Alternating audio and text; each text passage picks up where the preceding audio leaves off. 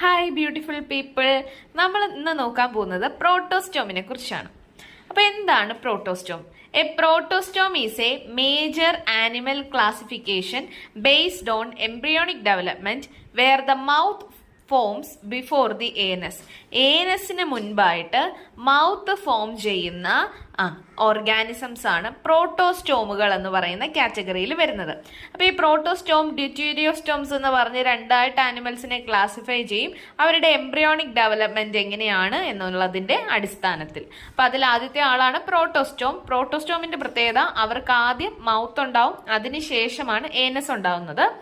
ഇനി കുറച്ചുകൂടെ ഡീറ്റെയിൽ ആയിട്ട് പറഞ്ഞു കഴിഞ്ഞാൽ ഈ മൗത്ത് ഉണ്ടാവുന്നത് ബ്ലാസ്റ്റോപോറിൽ നിന്നാണ്. ഓക്കെ, ബ്ലാസ്റ്റോപോർ എന്ന് വെച്ച് കഴിഞ്ഞാൽ എംബ്രിയോയിൽ കാണുന്ന ഒരു ഓപ്പണിംഗ് ആണ്. ആ ബ്ലാസ്റ്റോപോറിൽ നിന്ന് മൗത്ത് ഉണ്ടാവുന്നു.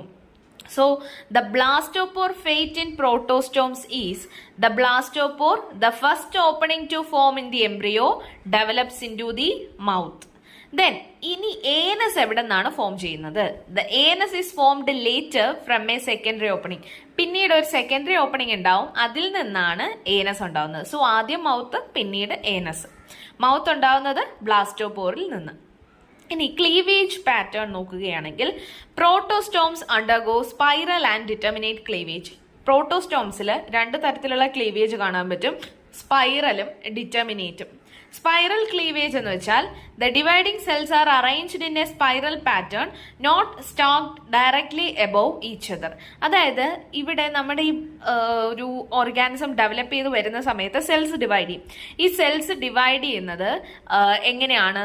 അതൊരു ഡിവൈഡ് ചെയ്തുണ്ടാകുന്ന സെൽസ് സ്പൈറൽ പാറ്റേണിലായിരിക്കും അറേഞ്ച് ചെയ്തേക്കുന്നത്. ഒന്നിനു മുകളിൽ ഒന്നായിട്ട് ഇങ്ങനെ അടുക്കി വെക്കുന്ന, സ്റ്റാക്ക് ചെയ്ത് വെക്കുന്ന പാറ്റേണിലല്ല, സ്പൈറൽ ആയിട്ടായിരിക്കും അറേഞ്ച് ചെയ്യുന്നത്.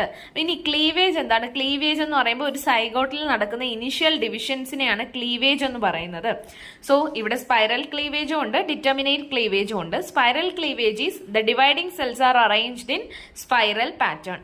ഡിറ്റർമിനേറ്റ് ക്ലീവേജ് ആവുമ്പോൾ the developmental fate of each is fixed very early in development. അതായത് ഓരോ സെല്ലും ഡിവൈഡ് ചെയ്യുന്ന ഓരോ സെല്ലിന്റെയും ഡെവലപ്മെന്റൽ ഫേറ്റ്, ഇത് ഹാർട്ട് ആവണം, ഇത് ലങ്സ് ആവണം, ഇത് ഐ ആവണം, ഇത് ഇയർ ആകണം എന്ന് പറഞ്ഞ് ആ ഡെവലപ്മെന്റൽ ഫേറ്റ് ഏർലി ഡെവലപ്മെന്റിന്റെ സമയത്ത് തന്നെ ഫിക്സ് ചെയ്തിട്ടുണ്ടാവും. So that is determinate cleavage എന്ന് പറയുന്നത്. If a cell is separated, it cannot develop into a complete organism. ആ ഡിറ്റർമിനേറ്റ് ക്ലീവേജിന്റെ ഫലമായിട്ടുണ്ടായ ഒരു സെല്ലിനെ നമ്മൾ സെപ്പറേറ്റ് ചെയ്ത് വേറൊരു മീഡിയത്തിൽ വളർത്തുകയോ മറ്റോ ചെയ്തു കഴിഞ്ഞാൽ അതിന് ആ ഒരു കംപ്ലീറ്റ് ഓർഗാനിസം ആയിട്ട് ഡെവലപ്പ് ചെയ്യാൻ പറ്റില്ല. കാരണം that particular cell has a fixed developmental fate. So determinate cleavage ആണെങ്കിൽ the developmental fate of each cell is fixed very early in the development. അടുത്ത പെക്യൂലിയാരിറ്റി ആണ് coelom. Coelom means body cavity. In coelomate protostomes the coelom forms through a process called ഷൈസോസീലി. ഇനി coelomate ആയിട്ടുള്ള പ്രോട്ടോസ്റ്റോമുകളിൽ എങ്ങനെയാണ് coelom ഉണ്ടാകുന്നതെന്ന് വെച്ചാൽ ഷൈസോസീലി എന്ന് പറയുന്ന പ്രോസസ്സിലൂടെയാണ്. So ഷൈസോസീലി എന്ന് പറയുന്ന പ്രോസസ്സിലൂടെയാണ് protostomes with coelom where the coelom is formed. അതായത് സീലോമേറ്റ് ആയിട്ടുള്ള പ്രോട്ടോസ്റ്റോംസിൽ സീലോം ഉണ്ടാകുന്നത് ഷൈസോസീലി എന്ന് പറയുന്ന പ്രോസസ്സിലൂടെയാണ്. A solid mass of mesoderm tissue split to form the coelomic cavity. ഇവിടെ എന്താ നടക്കുന്നത്?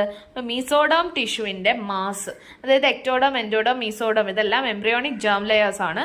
ഇതിലെ മീസോഡോം ടിഷ്യൂവിന്റെ മാസ് സ്പ്ലിറ്റ് ചെയ്തിട്ട് എന്ത് ഫോം ചെയ്യും? സീലോമിക് ക്യാവിറ്റി ഫോം ചെയ്യും. സോ ദാറ്റ് ഈസ് കോൾഡ് ഷൈസോസീലി. ഇനി നെർവസ് സിസ്റ്റം നോക്കുകയാണെങ്കിൽ protostomes typically have a solid ventral nerve code.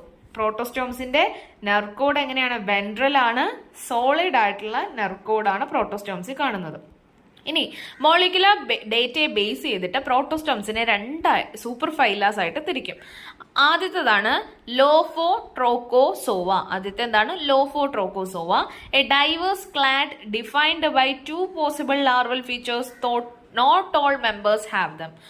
Though not all members have them. അതായത് ലോഫോട്രോക്കോസോവ എന്ന് വെച്ച് കഴിഞ്ഞാൽ ഒരു ഡൈവേഴ്സ് ക്ലാഡ് ആണ്. അതായത് ഈ പ്രോട്ടോസ്റ്റോംസിലെ ഒരു പ്രധാനപ്പെട്ട മുഖ്യമായ ഒരു clad with different varieties of organism include ചെയ്യുന്ന ഒരു ക്ലാഡ് ആണ് ലോഫോട്രോക്കോസോവ. അവരുടെ സവിശേഷത എന്ന് വെച്ചാൽ അതിൽ വരുന്ന members 2 type of larval features കാണിക്കാം.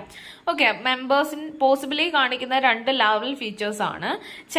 എന്ന് വെച്ചാൽ എല്ലാ മെമ്പേഴ്സിനും ആ ലാർവൽ ഫീച്ചേഴ്സ് ഉണ്ടാവും എന്ന് നമുക്ക് പറയാനും പറ്റത്തില്ല.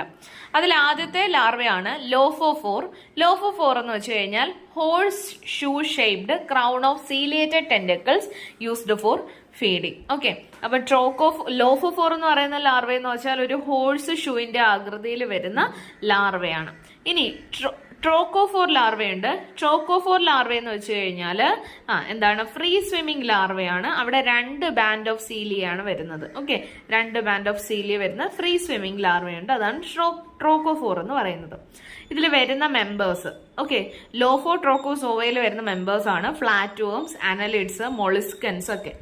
ഇനി അടുത്ത ഗ്രൂപ്പാണ് എക്ഡിസോസോവ എന്ന് വെച്ച് കഴിഞ്ഞാൽ characterised by the process of ecdysis, moulting of a tough external cuticle or exoskeleton. അതായത് എക്ഡിസോസോവയിൽ വരുന്ന മെമ്പേഴ്സിന്റെ പ്രത്യേകത എന്ന് വെച്ചാൽ അവരുടെ എക്സോസ്കെൽറ്റൻ ഇങ്ങനെ ചേഞ്ച് ചെയ്തുകൊണ്ടേ ഇരിക്കും. അതാണ് മോൾട്ടിംഗ് അല്ലെങ്കിൽ എക്ഡൈസിസ് എന്ന് പറയുന്നത്. നമ്മുടെ ഈ ആർത്രോപോഡൻസ് ഒക്കെ കുറച്ച് നാൾ കഴിയുമ്പോൾ അവരുടെ ഔട്ടർ കോട്ട് എടുത്ത് കളയത്തില്ലേ, പിന്നെയും ഉണ്ടായി വരും. പാമ്പൊക്കെ നമ്മൾ ഹയർ വെർട്ടിബ്രേറ്റ്സ് വരുമ്പോൾ അവരിൽ ഈ റെപ്റ്റൈൽസ് ഒക്കെ എടുത്തു കഴിഞ്ഞാൽ അവരുടെയൊക്കെ സ്കിൻ എന്ത് ചെയ്യും, കാസ്റ്റ് ചെയ്യും. അതേപോലെ തന്നെയുള്ള ഒരു പരിപാടിയാണ് ഈ എക്ഡൈസിസ് എന്ന് പറയുന്നത് അല്ലെങ്കിൽ മോൾട്ടിംഗ് എന്ന് പറയുന്നത്. സോ ആ ടഫ് എക്സോസ്കെൽറ്റൻ ഇടയ്ക്കിടയ്ക്ക് മാറിക്കൊണ്ടേയിരിക്കും. അപ്പൊ ഇതിൽ വരുന്ന മെമ്പേഴ്സ് ആണ് ആർത്രോപോഡൻസ്, നിമറ്റോഡ്സ് മുതലായവ. So thank you.